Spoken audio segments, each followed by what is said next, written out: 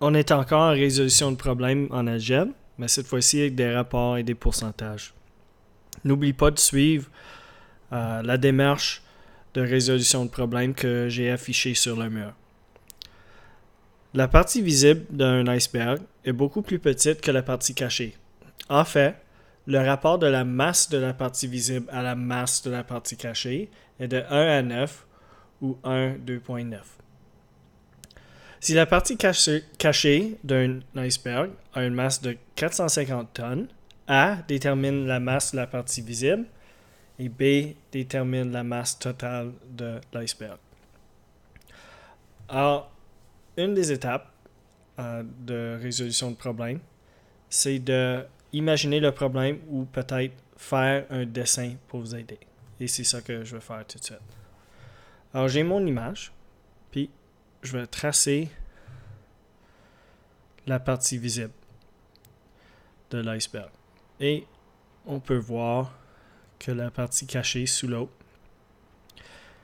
est beaucoup plus grande. Alors, selon la question, si je prends A, on doit déterminer la masse de la partie visible. Et on sait que la partie cachée a une masse de 450 tonnes. Et que le rapport entre la partie visible et la partie cachée est 1,9. C'est-à-dire que la partie cachée est 9 fois plus grand que la partie visible. Alors, sur mon dessin, je peux marquer que la partie cachée est de 450 tonnes.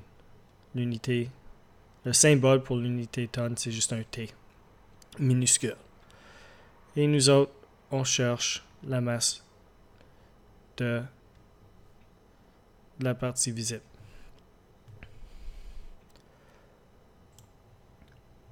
Alors, j'ai fait une copie d'un iceberg et si je change sa taille, je peux indiquer le rapport ici. On sait que la partie visible, si la partie visible a une masse de 1, la partie cachée va avoir une masse de 9. Alors, c'est 9 fois plus grand. Et en réalité, pour notre problème, la masse de la partie cachée, c'est 450 tonnes. On peut établir un rapport. En disant qu'on fait une fraction entre la masse de la partie visible sur la masse de la partie cachée. On sait que ce serait 1 divisé par 9. Et 1 divisé par 9 devrait être égal à la partie visible, ici, de notre inconnu, qu'on peut nommer x, divisé par 450, où x est la masse de la partie visible.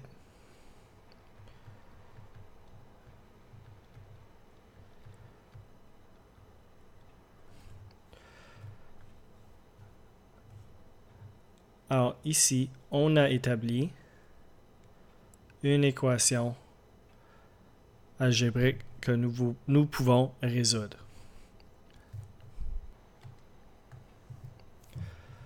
J'ai recopié l'équation ici en bas. Là, on veut savoir la valeur de x. Alors, on a x divisé par 450 qui est égal à 1 divisé par 9. On peut effectuer l'opération opposée pour isoler le x. Si c'est x divisé par 450, on peut multiplié par 450. Et si on multiplie par 450 d'un côté, il faut multiplier l'autre côté par 450. Dans ce cas,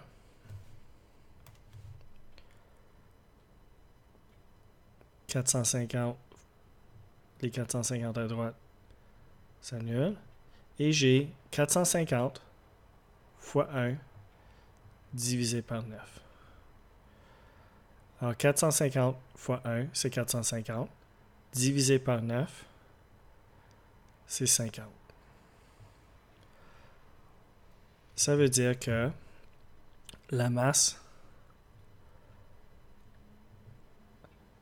de la partie visible est 50 tonnes.